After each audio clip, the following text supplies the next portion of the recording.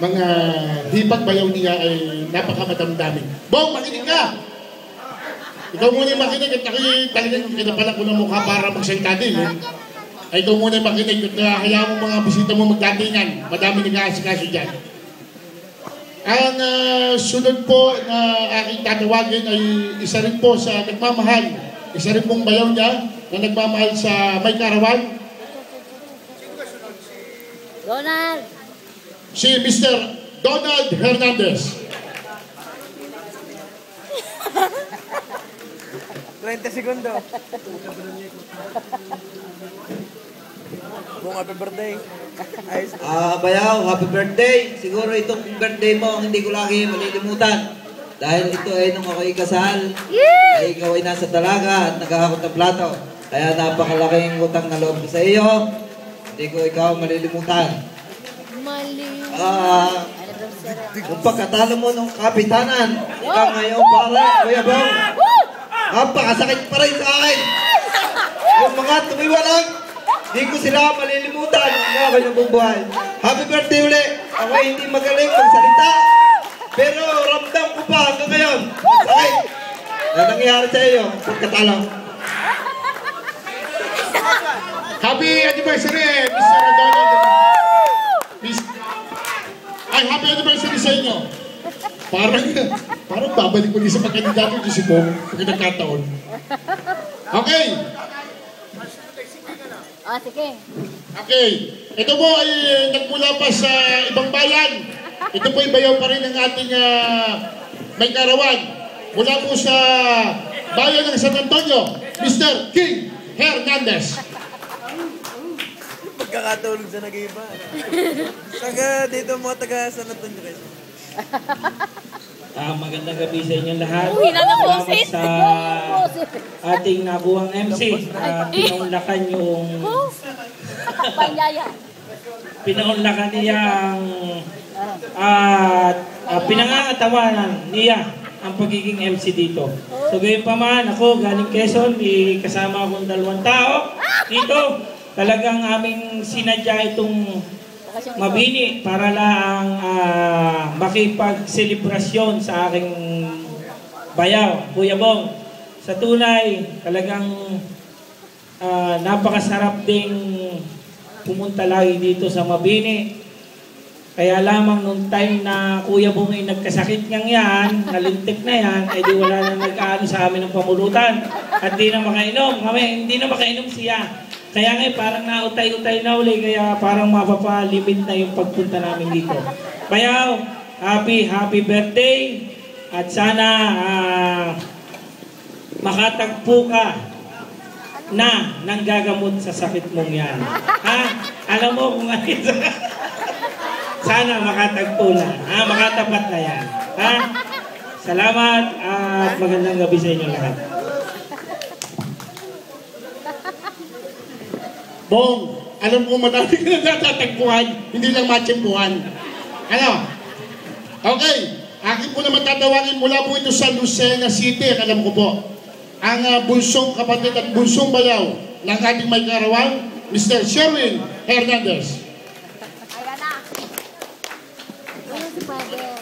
Wala. Ang ninong lang kulang, di ka? Eh di buo pala, mali pala ang sabi ko sa Ninang Glenda. Sabi ko hindi buo. Hello, maraming salamat sa magiting natin na... Saka, paano ka magiging buo? Wala din siya. Apro Candelaria po ako. Nasaan daw ang... Hindi na ako sa Quezon. Yes! Bayaw, happy birthday! Ano? Alam mo kasi si Bayaw, sa sobrang dami na nagmamahal niya at binamahal, nagkaroon ng blow by ang ano niya. Ang puso niya, hindi kinayanan. Pero malalampasan naman yan ni Bayaw. So Bayaw, maraming salamat. Happy birthday. Yung iba kong message, text ko na lang sir. Thank you. Okay sir. At bago po ibigay sa inyo ang highlights ang mga magulang at asawa ng ating birthday celebrant, nais ko po munang tumawag ng isang kaibigan. Ito pong kaibigan ito ay kasama sa hirap at ginhawa. Nakakasama dito palagi, nakakasama sa Manila. Hindi ko lang po alam ang kanilang mga activities. Mga kaibigan, Mr. Albert Bautista.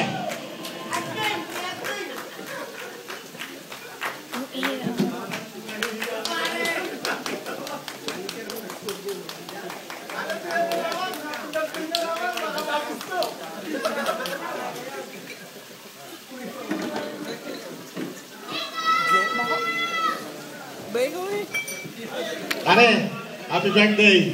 Wala na akong gusto sabihin kundi ipavulcanize mo yung puso mo. Yung mga hihingi ng discount, lumapit na lamang sa akin mamaya. Mahirap na, baka tayo makik-out dito. Ayoko lang magsalita ng madami.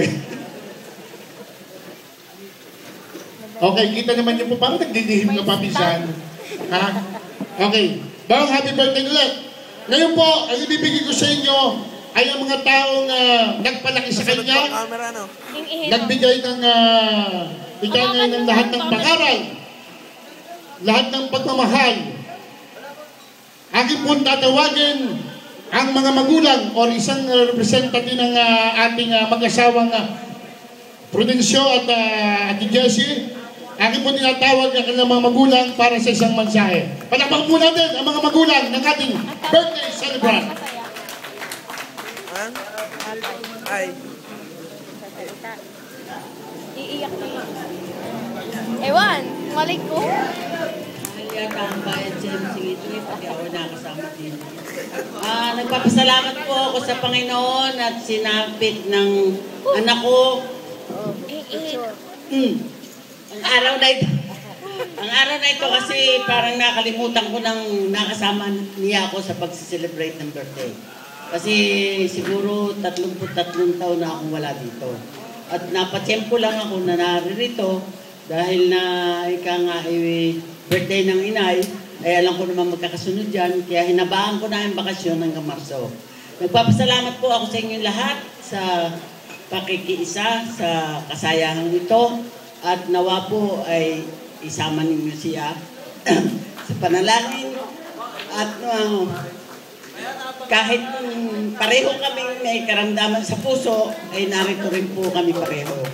Kaya sana po naman ay dagdagan natin ang inyong panalangin para sa aming mag-ina. Salamat po sa inyo. Maraming salamat po, Ate Jessie. Bong, parehas daw kayo may karamdaman ng Ate Jessie sa puso. Kakaiba lang iyo. No comment na ako.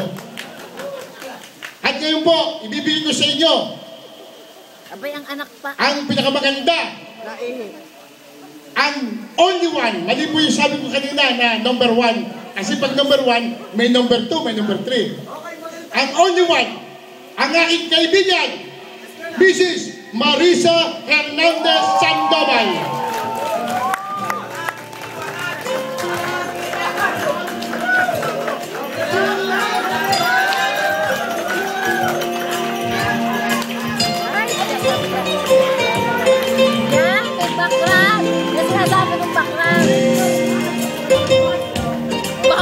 Walang 10-second kiss? Ha? Walang 10-second kiss? Ha? Walang 10-second kiss? Meron. Mamaya na yon, gabi. Okay, so sa aking